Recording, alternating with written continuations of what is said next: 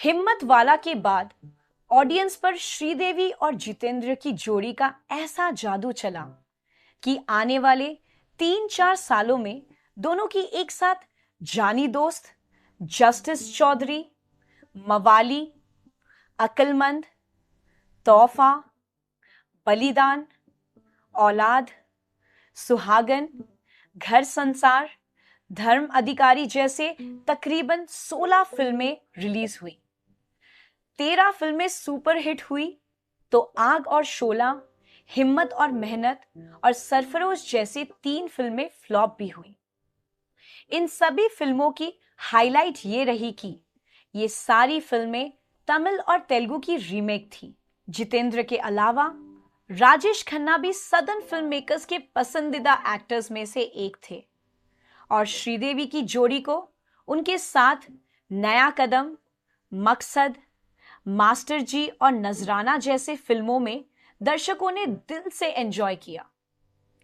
श्रीदेवी से जुड़ी हुई एक इंटरेस्टिंग बात यह भी रही कि उन्होंने 3 दशकों के टॉप स्टार्स के साथ पर्दे पर रोमांस किया, जैसे कि 70s में राजेश खन्ना, जितेंद्र, अमिताभ बच्चन, धर्मेंद्र, विनोद खन्ना, ऋषि कपूर और शत्रुघ्न सिन्हा उनके हीरो रहे, तो 80s में सनी देओल, संजय दत्त, अनिल कपूर और जैकी श्रॉफ उनसे जुड़ गए।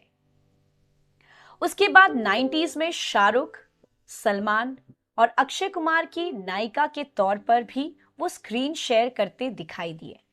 श्रीदेवी से जुड़ी हुई एक और इंटरेस्टिंग बात यह भी है कि जहां उन्होंने तेलुगु सुपरस्टार ए नागेश्वर राव के साथ प्रेमाभिषेकम जैसी कई फिल्मों में उनकी हीरोइन के तौर काम किया, तो उन्हीं के बेटे नागार्जुना के साथ कई सारी तेलुगु फिल्म्स और खुदा गवाह जैसी हिंदी फिल्म में भी काम किया।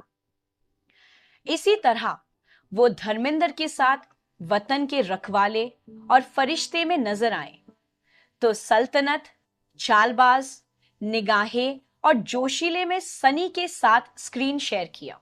80s के दौर में हिंदी सिनेमा का एक और स्टार अपनी डिस्को डांसर जैसे फिल्मों की बदौलत दर्शकों की आंख का तारा बना हुआ था, मिथुन चक्रवर्ती। उन्हीं के साथ श्रीदेवी की एक फिल्म फ्लोर पर गई, जाग उठा इंसान। फिल्म के साथ साथ दोनों के दिलों में प्यार का तूफान जाग उठा और फिल्म रिलीज होते होते ऐसा कहा जाता है कि दोनों ने चुपचाप शादी भी कर ली थी, लेकिन मिथुन दा बाद में पीछे हट गए क्योंकि उनकी पत्नी योगिता ने सुसाइड की वार्निंग दे दी थी। श्रीदेवी ने भी मिथुन से दूर रहने में ही अपनी भलाई समझी। फिर भी दोनों ने फिल्मों में साथ काम करना जारी रखा और वतन के रखवाले, वक्त की आवाज और गुरु में एक दूसरे से फिल्मी रोमांस करते नजर आए। श्रीदेवी के करियर की कुछ फिल्में ऐसी रही जो उनके लिए माइलस्टोन बन गई। उन्हीं में से 3 फिल्में हैं नगीना, चांदनी और चालबाज। ये तीनों ही फिल्में बॉक्स ऑफिस के पॉइंट ऑफ व्यू से ब्लॉकबस्टर थी, जिनमें उनके कैरेक्टर्स भी एक दूसरे से पूरी तरह भिन्न थे। 1986 की फिल्म नगीना में श्रीदेवी ने एक इच्छाधारी नागिन का रोल प्ले किया है। वैसे तो इस थीम पर इससे पहले भी कई फिल्में बन चुकी है। इस पर्टिकुलर फिल्म में श्रीदेवी की अपीयरेंस, उनकी परफॉर्मेंस, उनका गेटअप और उनका नागिन डांस ऑडियंस को एक अलग दुनिया में पहुंचा देता है। अपनी भूमिका में वास्तविकता लाने के लिए उन्होंने कुछ स्पेशल लेंसेज का उपयोग किया, जिनसे उनकी आंखों की रोशनी जाने का भी खतरा पैदा हो गया था।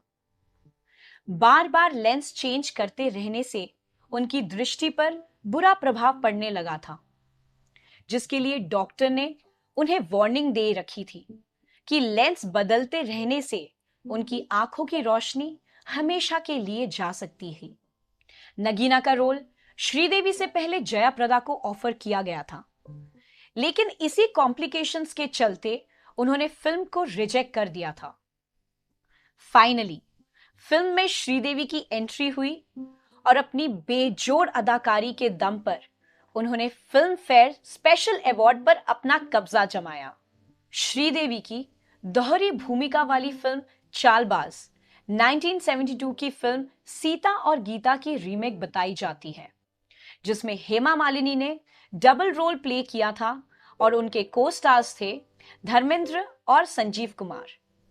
जबकि चालबाज में सनी देओल और रजनीकांत जैसे स्टार्स थे, लेकिन इसे पूरी तरह से श्रीदेवी की फिल्म कही जा सकती है, जिसमें श्रीदेवी ने अंजू और मंजू के कैरेक्टर्स को श्रीदेवी ने जिस खूबसूरती से अंजाम दिया, उसकी कोई भी मिसाल आज तक देखने को नहीं मिली। यही वजह रही है कि फिल्म फेयर की 80 iconic performance of Hindi cinema की लिस्ट में चालबाज को 4th पोजीशन पर रखा गया, जो कि किसी भी एक्टर के लिए उसके करियर की सबसे बड़ी अचीवमेंट कही जा सकती है।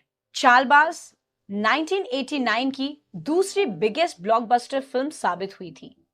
साथ ही हिंदी फिल्मों में पहली बार श्रीदेवी को उनकी परफॉर्मेंस के लिए फिल्म फेयर का बेस्ट एक्ट्रेस अवार्ड प्रदान किया गया था। 1989 में ही चालबाज से 3 महीने पहले श्रीदेवी की एक और ब्लॉकबस्टर फिल्म रिलीज हुई थी, चांदनी, जिसका concept producer director Yash Chopra के माइंड में काफी पहले से फिल्म का आकार ले रहा था। चांदनी के टाइटल रोल के लिए यश राज की पहली पसंद थी रेखा, जिसको लेकर उन्होंने रेखा से बात भी कर ली थी।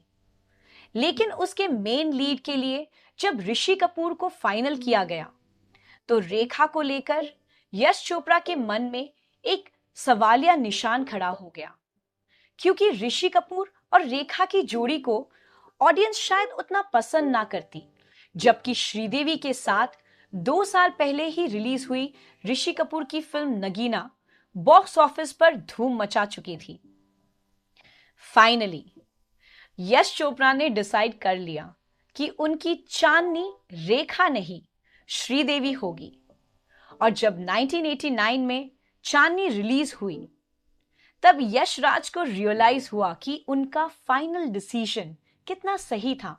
जैसे कि पहले ही इस्टेब्लिश किया जा चुका है कि चांदनी श्रीदेवी के करियर के लिए माइलस्टोन बन चुकी थी, और उसी के साथ वो सफलता के उस शिखर पर जा पहुंची जहां पहुंचने की ख्वाहिश में दुनिया भर के कलाकार अपनी जिंदगियां गुजार देते हैं।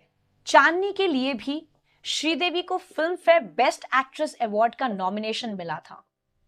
अवार्ड भी उन्हीं को ही मिला था, लेकिन चालबाज के लिए श्रीदेवी को यह अवार्ड अमिताभ बच्चन से दिलवाया गया था, और उसी के एक दशक बाद श्रीदेवी ने अमिताभ बच्चन को film fair best actor award की ट्रॉफी थमाई थी फिल्म ब्लैक के लिए। श्रीदेवी अमिताभ बच्चन को बेहद पसंद करती थी, उन्हें अपना फेवरेट को स्टार भी मानती थी, लेकिन उनके साथ आखिरी रास्ता, इनकलाब और खुदा गवाह जैसे कुछ गिने चुने फिल्मों में ही स्क्रीन शेयर किया, क्योंकि उनका मानना था कि अमिताभ बच्चन की फिल्मों में हीरोइन के लिए बहुत कम स्कोप रहता है। 1987 में जब मिस्टर इंडिया रिलीज हुई, तो फिल्म के साथ साथ श्रीदेवी का एक और निकनेम सुपर हिट हो गया, हवा हवाई, जो एक्चुअली उनके एक गाने का मुखड़ा है।